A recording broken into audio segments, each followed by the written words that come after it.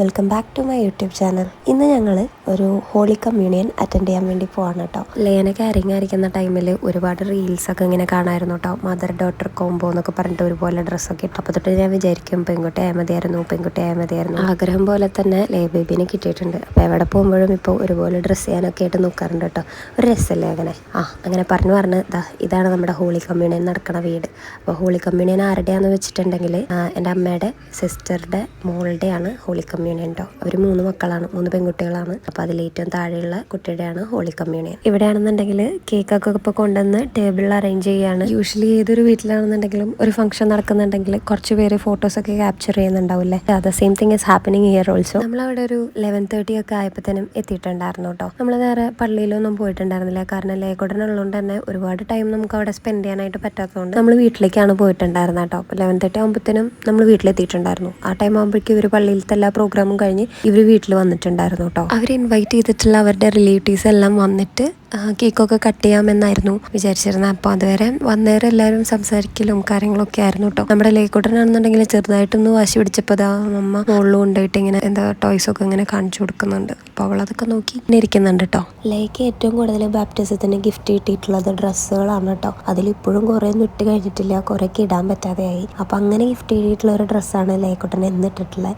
എങ്ങനെ ഉണ്ടെന്ന് കമൻറ്റ് ചെയ്യണേ. അതിട്ട് കണ്ടപ്പോൾ എനിക്ക് നല്ല ഇഷ്ടമായി, നല്ല രസമുണ്ടായിരുന്നു കാണാനായിട്ട്. പാവാടയും എന്താ പറയുക ടോപ്പൊക്കെ ഇട്ടപ്പോൾ വലിയ കുട്ടിയായി. ലേന്ന് കുളി കഴിഞ്ഞപ്പോൾ തന്നെ ഉറങ്ങിയിട്ടൊന്നുമില്ല. ഇങ്ങോട്ട് പോരണ കാരണം അതിൻ്റെ ഒരു ത്രില്ലിരിക്കായിരുന്നു. അപ്പോൾ ഇവിടെ എത്തി കുറച്ച് കഴിഞ്ഞപ്പോഴേക്കും ആൾ വാശിയായി തുടങ്ങി ഉറങ്ങാനായിട്ട്. അപ്പോൾ പിന്നെ ഫീഡ് ചെയ്തപ്പോൾ അവൾ ഉറങ്ങി കേട്ടോ. ലേ ഉറങ്ങിക്കഴിഞ്ഞ് കുറച്ച് നേരം കഴിഞ്ഞപ്പോൾ എല്ലാവരും എത്തിക്കഴിഞ്ഞപ്പോൾ പിന്നെ കേക്ക് കട്ടിങ്ങും കാര്യങ്ങളൊക്കെ സ്റ്റാർട്ട് ചെയ്തു. അപ്പോൾ ഇതാണ് അവരുടെ ഫാമിലി.